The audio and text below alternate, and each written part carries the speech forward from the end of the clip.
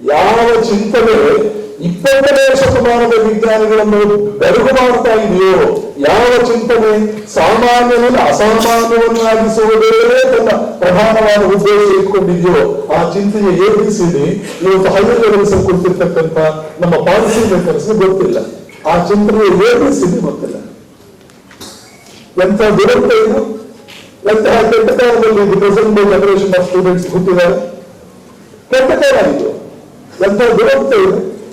John Muller ಹೇಳ್ತಾರೆ, I think the science of India know it all. ಈ ಯಾವ ಪುಸ್ತಕದಲ್ಲಿ ಇದೆ ಪೇಜ್ ನಂಬರ್ ಕೂಡ ಹೇಳ್ತೇನೆ, ನನಗೆ 2 ಗಂಟೆ ಕೊಡಿ, ಎಷ್ಟೇ ಲೈನ್ ಅಂತ ಬೇಕಾದ್ರೆ ಹೇಳ್ತೇನೆ. ನೋಬೆಲ್ ವಿಜೇತ ಐನ್ಸ್ಟೈನ್ ನನಗೆ ಸರಿಸಮಾನವಾದವರು. ಐನ್ಸ್ಟೈನ್ ರಿಟೈರ್ಡ್ ಆದ್ಮೇಲೆ ಅವರ ಜಾಗದಲ್ಲಿ ಕುಳಿತವರ ಮಾತುಗಳು ನಾವು ಹೇಳ್ತಾ ಇರ್ತಕ್ಕಂಥದ್ದು. I think the science of India know it all. If you can simply translate into our own language what they have in their language, we would have answers for all our questions. ಏನಿದೆ ಅರ್ಥ? I think the science of India know it all. ಇನ್ನು ಮುಂದೆ 1000 ವರ್ಷಗಳ ನಂತರದ physics, ನನ್ನ TV into ನಾನು ಹೇಳಿದ್ದೇನೆ, ಮುಂದಿನ 1000 ವರ್ಷಗಳ ನಂತರ ಫಿಸಿಕ್ಸ್ ಅದೇನು ಬರುತ್ತೆ, ಅದು ಇವತ್ತು ನಮ್ಮ ಚಿಂತನೆಯಲ್ಲಿದೆ. ನಮ್ಮ ಅಜ್ಞಾನಕ್ಕೆ ಮಿತಿ ಇಲ್ಲ, ಅದಕ್ಕೆ ಮೇಲೆಗಳಿಲ್ಲ ನಮ್ಮ ಅಜ್ಞಾನಕ್ಕೆ. ರಾಬರ್ಟ್ ಓಪನ್ಹೈಮರ್ ಏನು ಹೇಳಿದರು? ಆಟಮ್ ಬಾಂಬಿನ ಜನಕ ಏನು ಹೇಳಿದರು? What we shall find in modern physics today is an exemplification and an illustration of ancient wisdom of the Hindus. English ಅರ್ಥ ಆಗುತ್ತೆ ನಮಗೆ? ಇದೆಲ್ಲ ನಮಗೆ ಗೊತ್ತಿದೆಯಾ?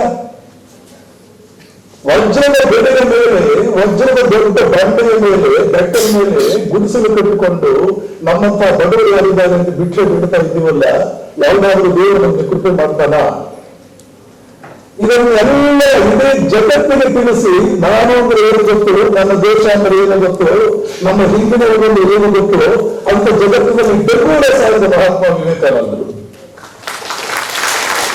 ನಾನು ಅಂದ್ರೆ ಏನು ಗೊತ್ತು, ನಾನು ಅಂದ್ರೆ ಏನು ಗೊತ್ತು, ನನ್ನ ದೇಶ ಏನು ಗೊತ್ತು, ಮೈ ಕಂಟ್ರಿ ಅಂತ ಅವ್ರು ಬ್ಯಾಂಗ್ಳೂರ್ ಬಂದ್ರೆ ಆ ಹೆಮ್ಮೆಯನ್ನು ನಾವು ಊಹಿಸಲಾರು ಅಂತ ಹೇಳ್ತಾರೆ ಅವ್ರ ಅಮೆರಿಕನ್ ಶಿಷ್ಯರು.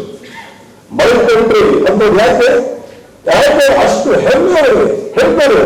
I am one of the proudest men ever born on this earth, and I trace my pride to my ancestry. ನನ್ನ ಪೂರ್ವಜರು ಹೇಗೆ ಬದುಕಿದ್ರು, ಜಗತ್ತಿಗೆ ಅವರು ಮಾಡಿದಂತ ಉಪಕಾರ ಏನು ಉಪಕಾರ ಮಾಡಿದ್ರು.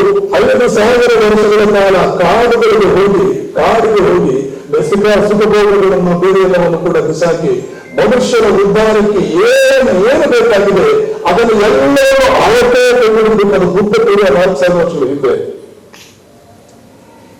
ಇದನ್ನೆಲ್ಲ ನಮ್ಗೆ ಗೊತ್ತೇ ಇಲ್ಲ. ನಮಗೆ ನಾವು ಆ ಕಡೆ ನೋಡೋದು ಯಾವುದನ್ನು ನೀವು ಕ್ವಾಂಟಮ್ ಫಿಸಿಕ್ಸ್ ಅಲ್ಲಿ ಅನ್ಸರ್ಟನ್ ಅಂತ ಕರೀತೀರಿ, ಮೊನ್ನೆ ಗಾಡ್ ಪಾರ್ಟಿಕಲ್ ಅಂತ ಯಾವ್ದನ್ನು ಕರೆದ್ರಿ ಅಥವಾ ಮತ್ತೆ ಯಾವ್ದನ್ನು ಕರೆದ್ರಿ, ರಷ್ಯನ್ ಸೈಂಟಿಸ್ಟ್ ಒಂದು ಪುಸ್ತಕ ಬರೆದರೆ ಬಿಗ್ ಬ್ಯಾಂಗ್ ಥಿಯರಿ ಬಗ್ಗೆ 4 ಮೊದಲನೇ ವಾಕ್ಯ ಬರೀತಾರೆ, this theory was known to ancient Indians.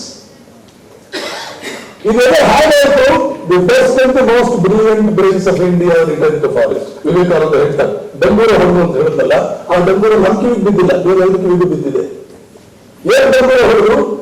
The best and the most brilliant brains of India return to forest and they took themselves to the study of man, not the study of any God. ತಪಸ್ಸು ಮಾಡಿದವರು ಇದಕ್ಕೆ ಹೋರಾಟ ಉಪನಿಷತ್ ಅಂದ್ರೆ ಇದೆ ಅರ್ಥ, study of man. ಅದಕ್ಕೋಸ್ಕರ ನಾನು ಹೇಳಿದ್ದು ಹ್ಯೂಮನ್ ಎಕ್ಸಲೆನ್ಸ್ ಹೇಗೆ ಅಚೀವ್ ಮಾಡಬೇಕಾ, the studies that ancient Indians made. Human excellence ಅಲ್ಲದೆ ಬೇರೆ ಏನು ಉದ್ದೇಶ ಇದೆ ಒಂದು ಯೂನಿವರ್ಸಿಟಿಗೆ? ಹ್ಯೂಮನ್ ಎಕ್ಸಲೆನ್ಸ್ ಇದೆ ಬೇರೆ ಏನು ಉದ್ದೇಶ ಇದೆ ಒಂದು ಕಾಲೇಜಿಗೆ? ಹ್ಯೂಮನ್ ಎಕ್ಸಲೆನ್ಸ್ ಇದೆ ಬೇರೆ ಏನು ಉದ್ದೇಶ ಇದೆ ಒಂದು ಎಜುಕೇಶನ್ ಸಿಸ್ಟಮ್ಗೆ, ಒಂದು ಎಜುಕೇಶನ್ ಡಿಪಾರ್ಟ್ಮೆಂಟ್ಗೆ?